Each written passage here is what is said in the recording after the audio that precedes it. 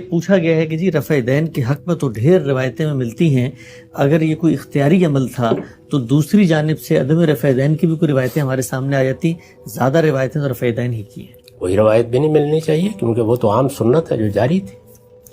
روایت تو اسی چیز کی ہوگی، یعنی اخبار احاد کی روایتوں کی بات ہو رہی ہے کہ جو کبھی کبھی کی گئی، اسی کا ذکر ہوگا عام طور پر۔ جب آدمی نے دیکھا تو اس نے بیان کر دیا۔ تو رسالت میں آپ صلی اللہ علیہ وسلم ایسے رفع دین بھی کرتے تھے، بلکہ میں نے تو اپنی کتاب میں نقل کیا ہے کہ سجدے سے اٹھتے ہوئے بھی رسول اللہ صلی اللہ علیہ وسلم سے رفع دین کی روایتیں ہیں۔ کوئی حرج کی بات نہیں، ضرور کریں، لیکن عدم رفع دین تو عام سنت ہے، اس کے لیے کوئی روایت کیوں ہونی چاہیے؟ کوئی روایت نہیں ہونی چاہیے، ہوتی تو تعجب ہوتا۔ اچھا ہم اس میں حکمت کیا ہے؟ نہیں شروع میں تو ایک جو ہے تکبیر، ہاتھ اوپر کرنا، رفع دین کرنا، اس کو تو لازم قرار دیا گیا ہے، لیکن یہ بعد میں آگے اختیاری طور پہ اس کی وجہ کیا ہے؟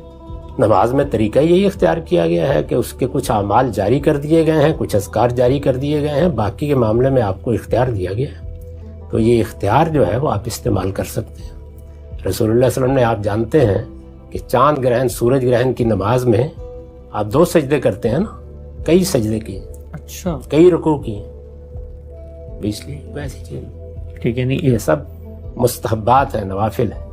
البتہ جو نمازیں ہمارے لیے مقرر کر دی گئی ہیں ان میں یہ دیکھنا پڑتا ہے کہ حضور نے کبھی یہ کام کیا ہے، چونکہ رفع دین کے بارے میں روایتیں ہیں، اس لیے میرے نزدیک کیا جا سکتا ہے، کوئی معنی نہیں۔